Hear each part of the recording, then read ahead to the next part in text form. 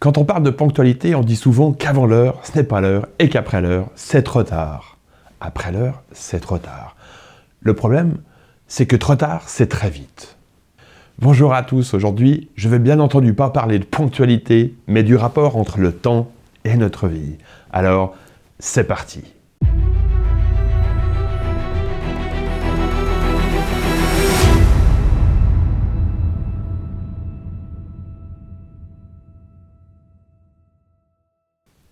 À moins que vous soyez très jeune, je suis sûr que vous avez déjà eu le sentiment que le temps passe très vite, voire même que vous avez cette sensation en permanence. Vous savez, cette pensée que nous n'avons pas le temps pour faire tout ce que nous souhaiterions réaliser.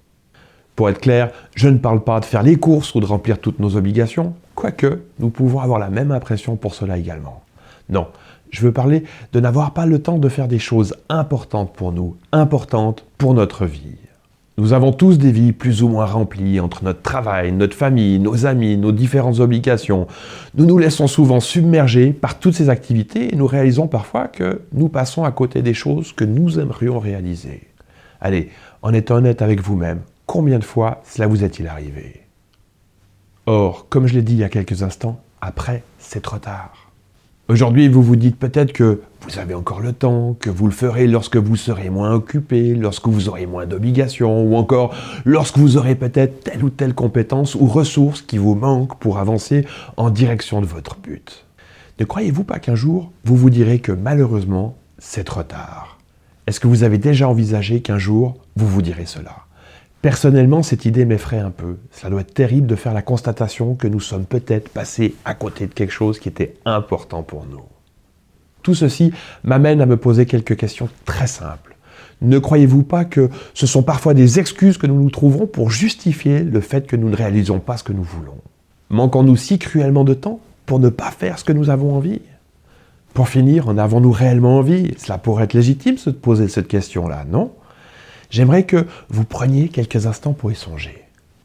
Nous avons tous le même crédit de temps, tous les jours, soit exactement 24 heures. Alors bien sûr, nous ne sommes pas égaux en matière de contraintes ou obligations, mais à la base, nous sommes équitablement pourvus en matière de temps à dépenser.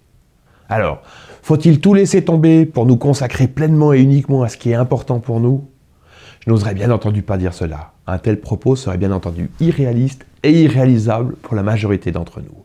Par contre, je pense que nous pouvons tous poser chaque jour quelques petites actions qui nous permettraient d'avancer en direction de notre but ou de faire des choses qui ont réellement de l'importance pour nous.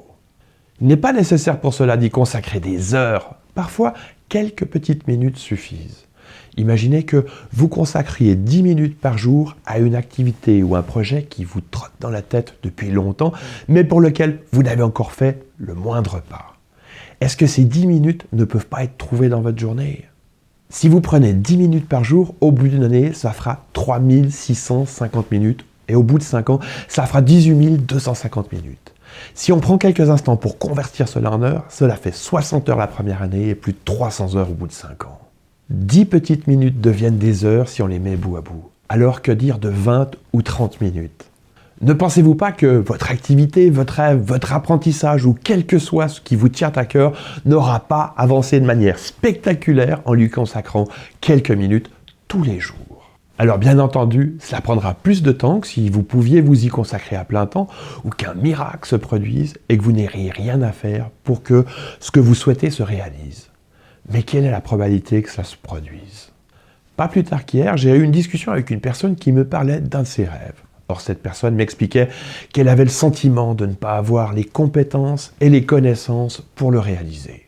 Elle avait bien entendu essayé une fois de confectionner ce qu'elle avait en tête, mais que le résultat ne correspondait pas vraiment esthétiquement et qualitativement à ce qu'elle imaginait. Ok, soit. Mais pourquoi abandonner dès la première déconvenue? Ne peut-on pas croire qu'en essayant encore et encore, elle finisse par acquérir les compétences lui permettant d'obtenir le résultat souhaité? Lorsque nous regardons des personnes qui réussissent, nous ne voyons généralement que la pointe de l'iceberg. Vous savez, les 20% qui émergent alors que les 80% restants ne se voient pas. Nous n'imaginons souvent pas la masse de travail que ces personnes ont dû accomplir avant d'en arriver où elles en sont. Prenons l'exemple d'un tennisman. à moins d'avoir un don absolument extraordinaire, il a dû taper des milliers et des milliers de balles pendant des années pour y arriver. Certains écrivains ont écrit plusieurs livres avant d'être enfin publiés. On dit même que Thomas Edison aurait réalisé entre 1000 et 10 000 prototypes avant d'inventer l'ampoule électrique. Alors, si vous ne voulez pas vous dire qu'un jour c'est trop tard, je vous propose de faire l'exercice suivant. Prenez une feuille de papier et faites la liste de toutes les choses importantes pour vous et que vous n'avez pas encore réalisées. Notez tout ce qui vous vient à l'esprit. Notez-les réellement. Ne faites pas ça uniquement dans votre tête. Ensuite, faites une hiérarchie de tout ce que vous aurez inscrit pour trouver la chose la plus importante pour vous aujourd'hui. Lorsque vous l'aurez trouvé, je vous propose de noter la première action que vous pouvez poser pour la réaliser. Je dis bien pouvez et non pourriez. Inscrivez cette première action, aussi petite soit-elle. Si vous rêvez de jouer d'un instrument, renseignez-vous sur l'école la plus proche ou des méthodes d'apprentissage sur Internet. Si vous rêvez de faire un voyage, renseignez-vous sur les prix, faites un budget, regardez comment vous pourriez économiser ou gagner l'argent nécessaire pour le faire. Si vous rêvez de changer d'emploi ou de profession, renseignez-vous sur les formations que vous devriez peut-être faire pour vous donner plus de chances d'y arriver. Peu importe votre objectif, trouvez quelle est la première étape. Si cette étape est trop importante ou trop longue à réaliser, fixez-vous des sous-objectifs, soit des plus petites actions qui, mises bout à bout, vous permettront d'arriver à cette première étape. Le but est de pouvoir poser tous les jours une ou plusieurs petites actions vous permettant de réaliser ce qui a réellement de l'importance pour vous. Ensuite, il faudra bien entendu passer à l'action tous les jours. Mettez-vous des rappels dans votre téléphone ou réservez-vous un moment quotidien. Le plus important sera de vous y tenir. Lorsque vous serez arrivé à la première étape, faites la même chose pour la suivante et pour la suivante jusqu'au résultat final. Prenez conscience que réaliser ce qui nous tient à cœur demande parfois du temps, de la détermination, mais également un élément dont nous ne tenons pas suffisamment compte, de la discipline.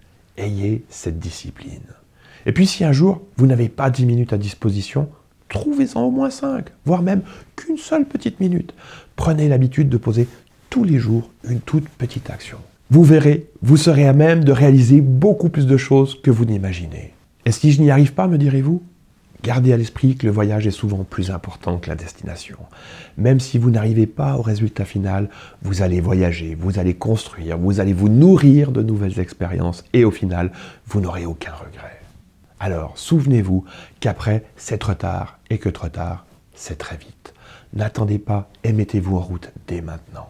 Laissez en commentaire ce que vous avez envie de réaliser, quelle sera votre première action pour y arriver. Cela m'intéresse de le savoir et surtout, cela pourra peut-être inspirer d'autres personnes. Si cette vidéo vous a plu et pourrait peut-être être utile à quelqu'un que vous connaissez, partagez-la. Je vous remercie de m'avoir suivi jusqu'au bout. À très bientôt dans une prochaine vidéo.